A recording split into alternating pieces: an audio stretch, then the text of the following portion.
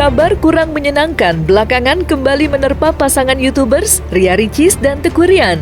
Ia pasca menempati rumah barunya yang berlokasi di kawasan Kemang, Jakarta Selatan, ketenangan Ria Ricis dan keluarga serta penghuni rumah lainnya kini harus terusik dengan kejadian-kejadian yang tak biasa. Seperti heboh saat salah seorang asisten rumah tangga Ricis menemukan seekor ular di lantai 2 rumahnya.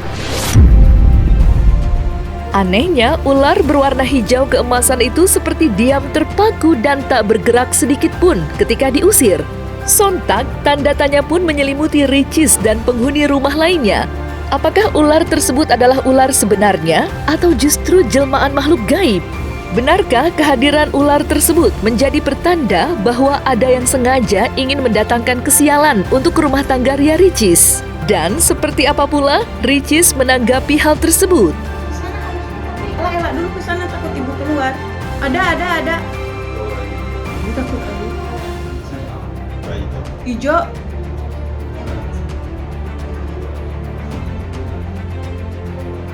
Masuk ke kamar ibu. Itu tuh pertama kan saya lagi nyusuin anak tuh di kamar, terus tiba-tiba nyusuin Moana di kamar. Terus tiba-tiba di depan kamar tuh heboh banget, ada suara security segala macam. Terus abis itu saya tanya, ada apa mbak? Ada ular di kulkas, di bawah kulkas gitu, dia ngelewat gitu. Panik, kaget pas dikirim videonya, wah iya panjang banget, terus kecil, warnanya kayak emas-emas gitu kan. Emas gold, bukan emas-emas mbak ya. Warnanya kayak emas gold, jadi cukup panik ya, karena belum pernah. Iya tuh, itu kiriman atau apa ya? Nggak ada, itu karena musim hujan, jadi Iya, biasa aku itu mikirnya ke ular, situ ya. ular itu mungkin mencari tempat yang hangat. Kata Uma, jelmaan. Nggak gitu. Bener, Uma yang Udah ada konsultasi ke. Iya, Uma, pokoknya kan itu kan nyalek mbak. Soalnya kondisinya itu katanya, ini kata mbak di rumah ya, mbak di rumah kan emang mungkin pengalaman atau gimana saya nggak tahu. Jadi kata mbak, Bu, itu ularnya waktu kita rame-rame mau usir dia diem aja, katanya gitu. Kan aturan mah kan ngibrit ya, harusnya kan kalau mau diusir kan ngibrit. Kayak nge-freeze gitu dia. Iya, dia diem aja kayak aduh ketahuan nih gue gitu. Tahu Jadi kayak dia mau dengan. jadi pas kirim ke Uma, kata Uma itu mungkin bisa jadi jelmaan. Jadi harus banyak-banyak ngaji, banyak-banyak ini. Nah, jadi malam ini kita mau kirim ustadz ke rumah. Ngajiin gitu. Oke. Tapi rada shock nggak sih? Oh, pasti. Takut saya. Kalau kamu kan agak mendingan berani. Kemarin ularnya Om Panji yang mau gede-gede. Itu kan bukan ular hantu. Oh iya. Itu ular asli. Nah, ini tuh masih tanda Gede tanya. banget kalau udah sepanjang tuh. Gede Ini tuh banget. tanda tanya banget. Jadi kita sih berpikir positif ya, mungkin itu Karena hujan. karena hujan. Tapi tuh kita langsung periksa ke lotengnya, ternyata emang ada kayak lobang-lobang gitu sih. Jadi kita pikir positif aja, mungkin ya kiriman. Enggak gitu. Enggak. Karena aku udah cek-cekin lubang-lubang Jadi semua buang. dan minta tolong ditutupin. Iya. Ini karena mungkin banyak orang yang miring. Iya kali ya, nggak tahu Kalau sih. itu wallahu alam ya, yang pasti kita minta berdoa pada Allah untuk Betul. perlindungan itu sih. Betul, Kita betul. nggak mikir negatif sampai ini pak kiriman orang Iya. apa ini iri. Yang pasti mau gimana pun itu kita tetap minta perlindungan pada Allah sih. Betul. Itu aja sih. Yang pertama, ular itu adalah binatang melata yang berbahaya. Jadi secara teknis dia adalah binatang. Dan keberadaan ular terkadang seringkali juga digunakan oleh orang-orang tertentu untuk tujuan tertentu.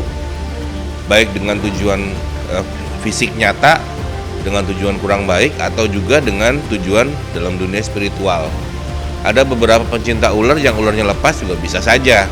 Tetapi kembali lagi bahwa ular biasanya berjalan dengan sebuah misi.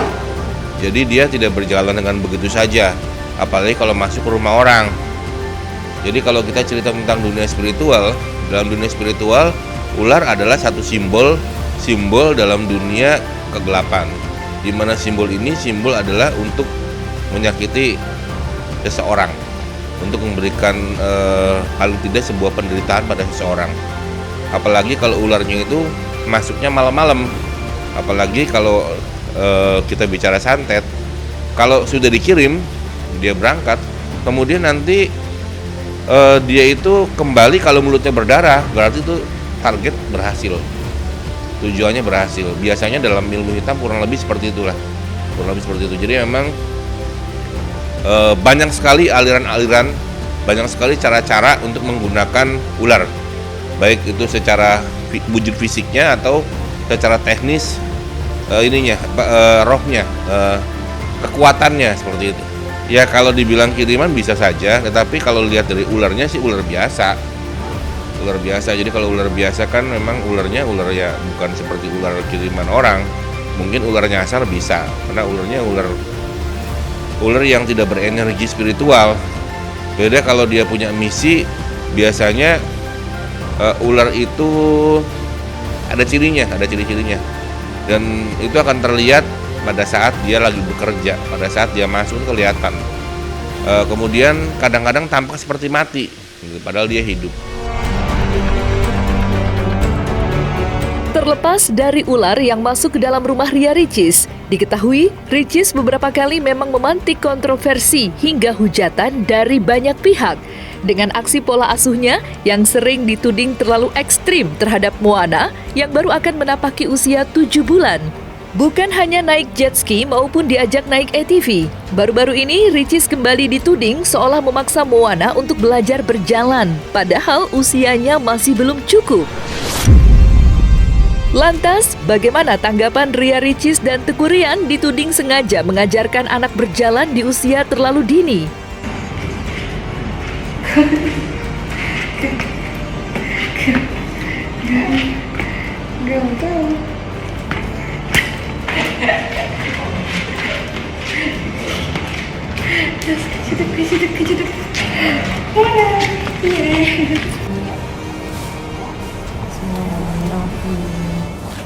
Ya. Ya.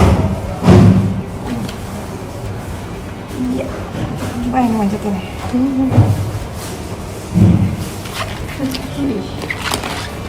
Gimana nih? Konsepnya gimana nih? Rosotan. Apa rasa? Nah. Situ arahnya. Ntar lagi.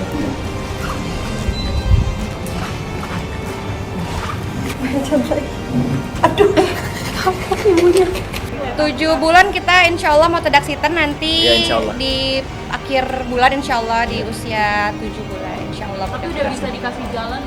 Iya, jadi Sebenarnya gimana gini tuh? ya, aku kan kalau misalnya aku perhatiin ya, aku pegangin tangan dia gini, dia minta lututnya tuh minta bangun sendiri gitu. Jadi aku mau bilang gimana ini anak gimana sih, bayi aja dulu masa sosok gede, gue bilang gitu. Jadi pokoknya pegang tangan ini dia kayak mau Tapi bangun gitu. pertama juga aku sebagai ibu baru kan kaget ya. Tapi ternyata setelah sharing di sosial media, di Instagram, di TikTok, ternyata itu hal yang normal. Bahkan banyak ibu-ibu di luar sana yang mungkin usia bayinya lebih muda tapi memang diteteh lebih dulu. Ternyata itu hal yang normal ternyata. Jadi memang itu kekagetan kita berdua sebagai orang tua baru sih. Jadi ternyata itu hal yang normal. Iya, kalau misalnya tentang Moana tentang sosial media, karena emang saya berdua selaku orang tuanya memang nggak ngajarin Moana main sosial media, main Instagram. Jadi Moana kita nggak kasih Instagram sendiri. Kita sih berharapnya sampai dia besar dia juga nggak punya Instagram sendiri. Jadi memang kita juga nggak ngasih handphone sampai sekarang. Jadi pun kalau dia mau nontonnya ke TV. Dan itu juga pantauan kita berdua. Jadi memang kita nggak langsung kasih sosial media gitu sih. Kita berterima kasih sama yang menasehati, bentuk rasa sayang dari teman-teman dan wujud kepedulian. Jadi mohon doanya semoga kita semua selalu dilindungi oleh Amin ya Allah Allah. Subhanahu wa Amin ya Allah. Ta'ala. Terima kasih, sampai jumpa di Tedaksitannya Mona. Dadah, Assalamualaikum. Assalamualaikum. Kapan Akhir bulan bulan. nanti diinfoin. Boleh.